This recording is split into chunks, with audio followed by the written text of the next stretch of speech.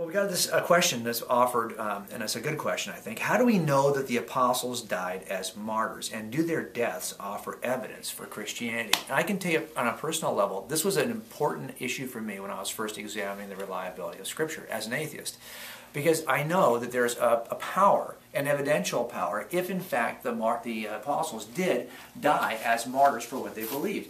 And the problem I had was digging through the evidence from the 1st and 2nd century, trying to figure out, do we have good reason to believe that, number one, the apostles did die as martyrs, and that they refused to recant on their testimony?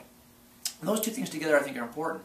And there's a real broad range of traditions, early church traditions related to all the apostles. And some of these traditions are really better attested than others. And so that was something that was really difficult for me to kind of weigh through these. As a matter of fact, I've got lots of friends now who are examining these issues firsthand. How accurate are the individual traditions related to the death of Paul or Peter or Philip or any of these disciples?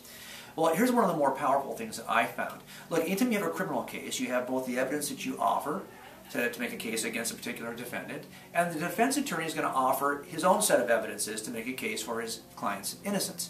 What's interesting to me is the complete and utter silence of any ancient first century testimony that describes the apostles as living a long extended life, of doing anything other than the early traditions record. So it's not just that we have a set of competing traditions, the Christian traditions where we have apostles who died as martyrs, and secular non-Christian traditions in which the apostles lived long, comfortable lives. There is utter silence on this side of the argument. All we have are the repeated traditions related to the martyrdom. That, to me, at least gave me a little more comfort in saying, hey, it's not as though I'm weighing competing traditions. There are no other stories about the apostles aside from their deaths as martyrs in the 1st century. Now, is that powerful? I mean, couldn't it be said that lots of people would be willing to die for their faith? I mean, you and I might even say as Christians we'd be willing to die for our faith today.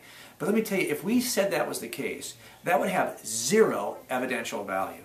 My death today, for what I believe as a Christian, has zero evidential value. But if I'm an eyewitness, somebody who actually saw the event, and then I was willing to die for what I say I saw, that would have great evidential value. And that's the difference. These are the original eyewitnesses. They would know if it's a lie. So while my death or the death of any religious believer in this century, centuries removed from the actual event, might be willing to die for what they say is true, the death of these eyewitnesses does have great evidential power. And so I think it does matter to our case. It's one of the strongest pieces of evidence I think we have in the 1st century, that the actual eyewitnesses were willing to die for what they said happened. And I think that is powerful.